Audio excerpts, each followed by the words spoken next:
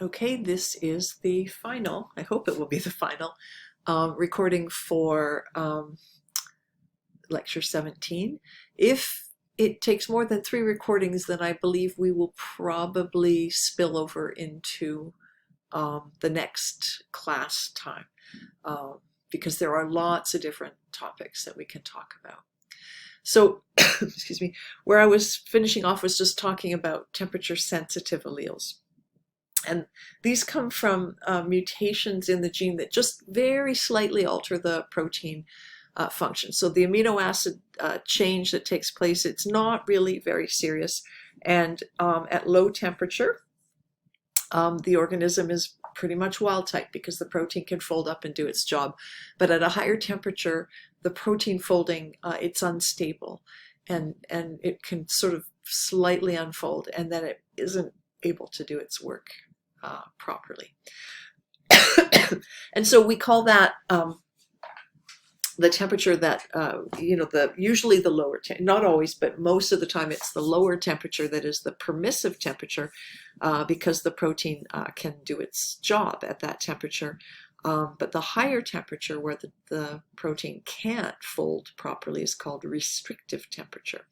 And they're really useful to researchers. When I was the very first project I ever did in fruit flies when I was doing my master's degree in the Suzuki lab years and years and years ago, was to study temperature sensitive paralytic mutations. And so you could, I was mapping where they were on the chromosome using crossing over. And so you would, set up the cross and do everything at low temperature. But then when you wanted to find out which chromosomes had the mutation on them, you just switched the flies to a higher temperature, and they all kind of conked out within a few minutes. And they look dead. They're just lying on the bottom of the vial with their legs in the air. They can't move at all. And then if you move them back down to the room temperature, 18, 20 degrees, they just wake up and they're perfectly fine again. So it's a super interesting, super useful, because a paralytic mutation is going to die, right? You can't study one unless there's a way of controlling it in this way. And one of the prettiest examples of temperature sensitivity is Himalayan or Siamese cats. This is a particularly lovely picture. And really, this is the Himalayan allele of the C gene, which I already talked about in the last prep when I was talking about rabbit, the rabbit C locus. There is a Himalayan type allele. There's a couple of them actually in cats.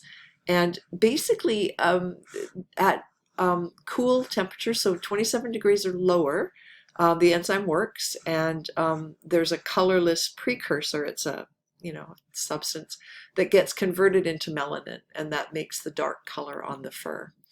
At higher temperatures, 35 degrees or higher, and cat's body temperature, I think it's 39 degrees normally. So on the surface of the cat, it's not going to be that high, the temperature, but it's going to be around 35 or higher on the body. So wherever it's really warm, this is the core, the heart is here, and so most of the blood circulating around here is still really, really warm.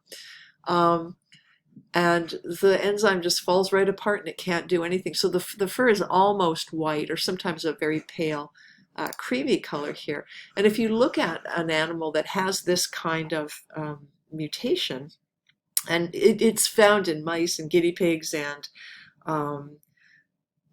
cats, lots of different animals that have this kind of temperature sensitive allele. But this is like a heat map of the cat's body, because the really cool parts are the tail, the ears, and the muzzle here, and then the body, the legs. But as you get closer to the body core, you have more and more effect of the temperature and less pigment. So there's a little bit of pigment here, kind of in here and along here, but right in the core you can sort of see where the temperature is higher and lower. So it's just kind of interesting that it forms like a heat map of the body, but you get this very striking and very beautiful coat color. Okay, and then there's a few additional complications, which is when you have dominance that's a little bit variable. So it's not like incomplete dominance. With incomplete dominance, all the heterozygotes have exactly the same phenotype and they are intermediate. If you have codominance, all the heterozygotes have exactly the same phenotype and they have the effect of the two different alleles. But these complications are, the variability is whether you can see all the individuals who have the genotype and whether you can see a similar phenotype, right? So let's just change color. Let's do this color. So penetrance is when that whether or not an individual that has the particular genotype is going to show expression of the character. And so, for example, maybe you have individuals that are heterozygous for a dominant mutation or something like that, and then some of them show it and some of them don't. So that's very, very inconvenient, right? If you're trying to do a pedigree, or you're trying to, you want to take DNA samples from everybody that you think has this particular condition, but some of them aren't showing the condition at all, then it's a problem, right? And so a fully penetrant trait would be everybody who has the genotype, whatever the genotype is. It could be a recessive mutation too, or it could be being homozygous dominant or something like that. Everybody who has that particular genotype looks the same. They have the exact same phenotype. If penetrance is incomplete, less than 100%, that's really a problem, because that means that it's tricky. Some individuals would be considered wild type, but they would have the mutant alleles, and they would be they could be passed on to the next generation. Imagine being a genetic counselor and somebody isn't showing a particular condition, and you think, okay, well, they're okay, they don't have the condition, so therefore they can't pass it on, and then it turns out it's not completely penetrant, and so they do have it and they can pass it on, right? And there are cases like that in other countries, in fact, where horrible stories where a woman was actually killed because it was thought she had been unfaithful to her husband, and it turned out she had and she was not showing a phenotype that was incompletely penetrant, and it showed up in her child. So these things can be not just inconvenient, but they can be very, especially, for people where genetics isn't well understood, that could be a real problem. And then expressivity, variable expressivity. It's everybody who has the genotype, so everybody who's, heterozygous or something, has the same genotype, and they're all showing a phenotype, but the phenotype can be really severe in some and much weaker in others. And so that's called variability in expressivity. And sometimes, if you look at a bunch of different individuals, for example, polydactyly, so having an extra digit, extra fingers or toes. Some people have a couple of extra fingers on both hands, but not on the feet. Some people have extra, toes on the feet, but not the hands. Sometimes people have one extra digit on one of their hands or one of their feet. It's highly variable, but it's all the same genotype. So they're all heterozygous. Polydactyly is a dominant trait. And they're all heterozygous for it, but the variability, the expressivity is different in different individuals. And so sometimes if you're trying to learn about a condition, you might think, oh, there's probably a few genes contributing to this then. They can't all be the same genotype because they're not, they're giving us this different phenotype. And so these are two things that really complicate, especially trying to do some kind of genetic analysis. So this is just a schematic. It's a picture which I hope will help understand. So this one here is the variable penetrance. Just note that in this picture, all the individuals have the same genotype. So these individuals, say they're plants or something, and they have purple flowers. They all have the genotype for purple flowers, but some of them are showing it and some of them are not showing it. Okay, so not everyone is expressing it, but those who do show it, they show it fully. There's no gradations or intermediates or anything like that. So the question here is, if we're trying to analyze this trait and do a good job of it, how do we know who has the exact genotype? Because some of these individuals don't look like they have the genotype, but they are the same genotype as these guys, right? So that's the complication there. Here's variable expressivity. This is what this one looks like. So everyone who has the genotype is showing some kind of phenotype, but it varies. In some cases, it's a very weak phenotype. Let's say the purple is actually wild type. These individuals, they're just showing a little bit less of the pigment. But these individuals are showing a lot less, right? So you're seeing a wider variation. And the question here is this really just one gene? When we've got all these different phenotypes, we would probably, when we see lots of different phenotypes like that, we might expect there's 2 or 3 different genes that are all contributing together to this phenotype. And then the worst one is like polydactyly, because polydactyly shows both variable penetrance. Not everyone who has that dominant allele has the extra fingers or toes, and variable expressivity. Some who are showing it have a lot of extra digits, and some only have one. One foot has an extra toe on it, and so on. And so here, especially if we don't know yet about how this trait works, we could easily miss individuals that, like, this individual is not showing the trait at all, and so how do we know they have the allele for polydactyly? And then this individual compared to, say, this individual, very different phenotype. Is this really just a single gene, or is it perhaps a lot of different genes that are together contributing to this phenotype? Okay, so hopefully that was clear. I don't know if the colored circles help or not, but that is one way of sort of showing it pictorially. Okay. So incomplete penetrance of a dominant allele, and as I said, we do see this with things like polydactyly, and we know already from other pedigrees that this is a dominant allele. So here's a female. She must have inherited it from her mother because she passed it on to 2 of her children, but she's not showing it herself, right? And so this can affect families when things like this happen, because they can't easily be explained unless it's one of those traits. Polydactyly is known to have this quality. And as we learn more about different conditions, these kind of situations are understood better. If somebody like this is coming to a genetic counselor now, they know that a DNA test has to be done to confirm whether or not they're carrying the allele. And you would know if you looked at the DNA. It's just that the pedigree doesn't show you that information.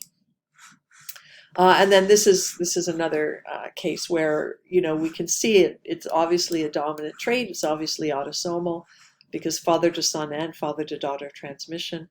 If it was on the X, both of these daughters would have it, and not this son wouldn't. And it gets passed on, and then suddenly here it is in these offspring, but this guy wasn't showing it. So again, he must be heterozygous for it, but he's not expressing it, and so that complicates the analysis. And this just shows an example. This is the spotted allele in beagles. Spotted allele is actually interesting developmentally because it has to do with the migration of the cells that have pigment from the back part of the embryo around the body. And it's every one of these beagles has the same spotted allele, but the phenotype is very, very different. There's a certain almost randomness to it. Almost full pigment with just the little white feet where the cells didn't reach, or some little areas just on the midline and the extremities, right down to this individual who's only just got a few patches of pigment here and there. Same here, but these are all the same genotype. which is really an interesting thing. Okay, so we will be able to finish. Good. So there's just one more really quick one. There are some traits that appear sometimes to be sex-linked. So they look like they might be on the X chromosome, especially things like male pattern baldness, which is a trait we see more often in males than females. But it turns out it's an autosomal trait.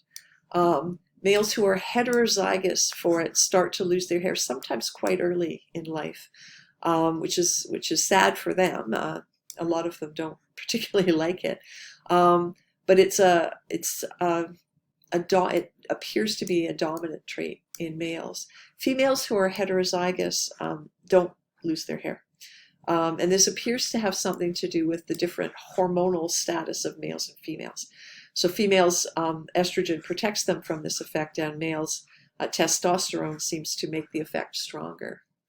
However, it acts as a recessive condition in females, because females who have both mutant alleles will show some thinning of their hair, especially on top later on in life. And so that's called sex-influenced, because it is the actual hormones that dictate whether the trait shows up, acts as if it's dominant in one sex, and it's often shows up appearing to be recessive in another sex. So in females, it's recessive because both alleles have to be mutated in order for you to see the effect. But in males, it appears to be dominant, because they only have to have one bad copy in order to show the condition. Okay, but there's another category of traits that are called sex-limited, and these are phenotypes that are only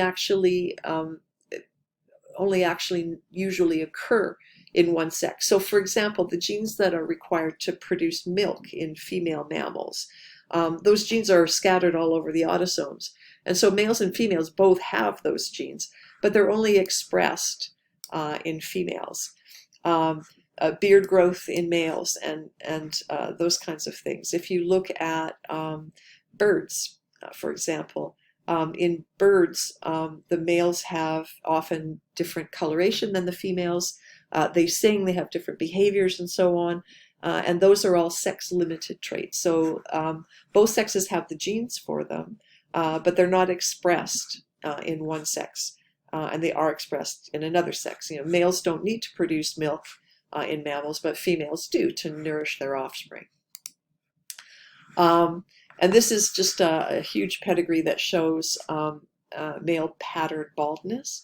And basically, it looks like an X-linked recessive trait at first, because you see, oh look, it's mostly males. But then you notice, like, this looks like male-male transmission, which it totally is, and male-male transmission. So you think, okay, well, maybe it's on the Y chromosome, but no, because here's a male and his son doesn't have it, and his son would have got his Y chromosome from him. Here's a case, this star here for this female. This female, their offspring, showed the trait later in life. Her hair began to thin, and so we actually know that this female must have been heterozygous, because this female must be homozygous for that mutant allele to show the trait. So we can tell she's heterozygous, but we have no way to look and see if this female actually is heterozygous, because the trait doesn't show up when females are heterozygous in the females. Okay, and then this is just an example. Both the female chicken and the rooster with the fancy tail, and the extra comb and so on, these are sex-limited traits as well. The genes for them are found in both sexes, but the genes are only turned on, expressed in the male in this case. And the production of eggs and so on is, that's only in the female. And I think that might be everything that we were going to talk about.